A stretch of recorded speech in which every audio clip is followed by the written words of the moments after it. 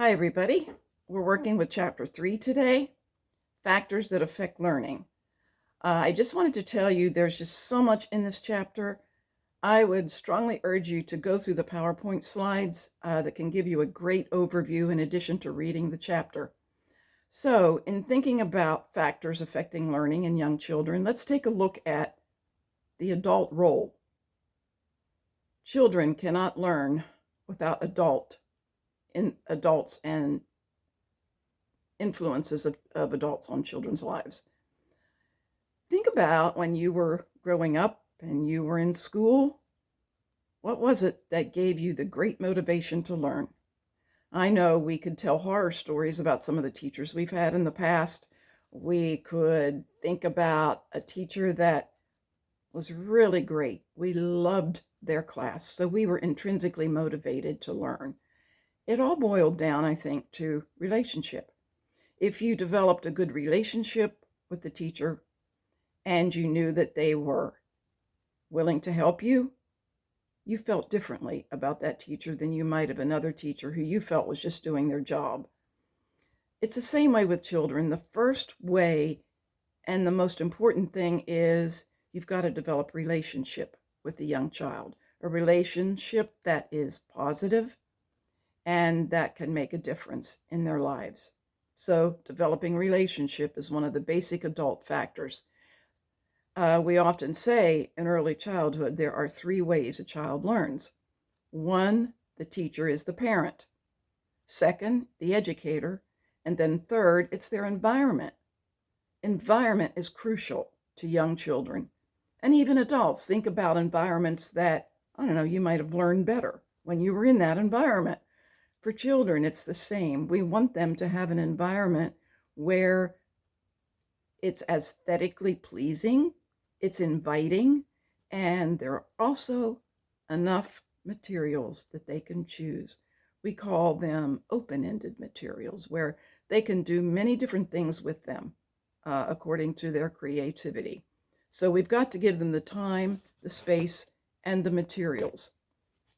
Another section in your book has to do with the cognitive abilities of problem solving. Often we have children who they just don't know how to do this. And from my viewpoint and the book's viewpoint, it's because there's an ingredient that's not present. And that ingredient is play. Last week we talked about play in Chapter 2. This week it focuses in on a specific type of play, and it's called sociodramatic play. How do children problem solve? How do they learn to negotiate? How do they learn self-regulation? How do they develop these wonderful skills we want them to have into adulthood? Well, play. Give them time to get involved in what we call sociodramatic play. That is simply where there must be at least 2 children or more, and they decide they're going to play a certain thing, whether it's restaurant, whether it's kitchen, whether it's whatever. It can be anything. So you give them that time. And when they get involved in this, they are intrinsically motivated to get this done. They want to do it. So if there's 2 that are insisting on the same role, whether it might be a superhero or whatever, they have to decide if they're going to stay in the play, they're going to have to negotiate. So they do this. And it's wonderful to see how they can stay in play and learn to negotiate and problem solve any conflicts that come up. Sometimes the adults might need to get involved a little bit to help them. And it did talk about inside intervention and outside intervention. Outside is you're not involved in their play at all. Inside is where you might maybe want to get involved a little bit, but only if you're invited. I would often go sit in the kitchen, little round table, sit down. I didn't say a word. Pretty soon a child might come up and say, "Do you want to play, Miss Jan? Do you want to play?" I'd say, "Sure." So they'd set the table for me. They'd ask me what I wanted to eat. I'd tell them, and they'd get the stuff and set it down. That's the only time that I would get involved in play, when I was invited. So that's what we mean by inside and outside intervention.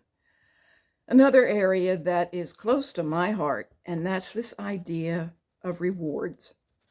Has anyone ever told you, good job, man, you did an awesome job on that project. You did great. You did wonderful. We adults, we want to hear that because we know what it means. We know it means whatever we're doing, we're right on track and we're doing fine. I want to tell you something, children don't get that. 3, 4, 5-year-olds don't really understand what you mean when you say, good job. They like our inflection or emotion with it, but they don't really understand. So here's what I want you to get. Tell them why you thought it was a good job, and don't say, good job. All right, so what do I say? Just describe to them what they're doing. What are they doing that made you say that?